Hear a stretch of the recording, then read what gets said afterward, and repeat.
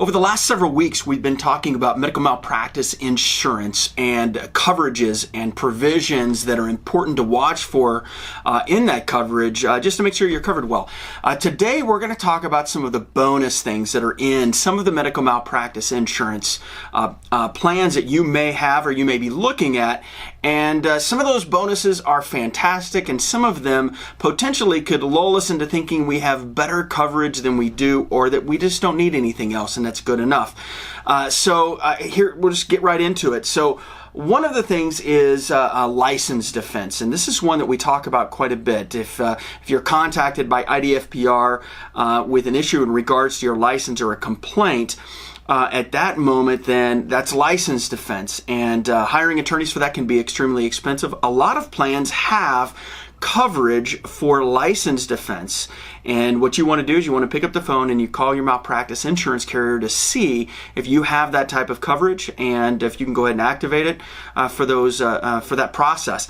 Other things, while you're going through that malpractice, if you have a malpractice case, there could be depositions. There could be depositions in unrelated cases, and sometimes obviously the costs that are associated with some of those depositions for coming out of your office during that time frame, if you're not properly reimbursed, is expensive. Some plans have coverage for that. Other things is while you're going through the process of a malpractice case, of course, there's some significant emotional trauma that goes with that. Some plans actually now offer counseling that could assist you, and that's another provision that would be good. Things to watch for that are positive. Now, here's another one: audit defense coverage. Now, this is another bonus that some throw in, though. So if you end up in the middle of an audit with a commercial insurance, then that can get expensive, both from the attorney standpoint and, of course, from any recoupment demands that may come down from that. So that's really, really important to watch for. Now, here's the key. If there is audit defense coverage, make sure you understand that most of those coverages, or at least ask and find out, is that just for the defense? In other words, just for the attorney's fees. If in the middle of that there ends up being any kind of payout, or maybe even enrolling into the license defense side of things, if there is any kind of civil fines or penalties that are associated with any action that's taken in either one of those, either audit defense or in the license defense side of things, then a lot of those coverages don't necessarily exist. In other words, it'll cover you to defend, but it won't necessarily cover you for any kind of fines and penalties. And it's important to know that, or at least find out. Maybe there's some additional coverage you could purchase if that's a concern for you, and you want to make sure that you have appropriate level coverage in those particular instances. I know that there are some joint effort plans out there that potentially could give you a broadened sense of coverage in the audit defense side of things. Now, the last one is another throw in, and this is a really hot topic these days, and that's cyber and privacy liability. This one I want to give you a bit of a warning for, and this some carriers throw in as a bonus, and that's not a bad thing. It gives you coverage, but don't let that lull you into a sense of comfort, thinking, okay, I have plenty of coverage now for cyber liability.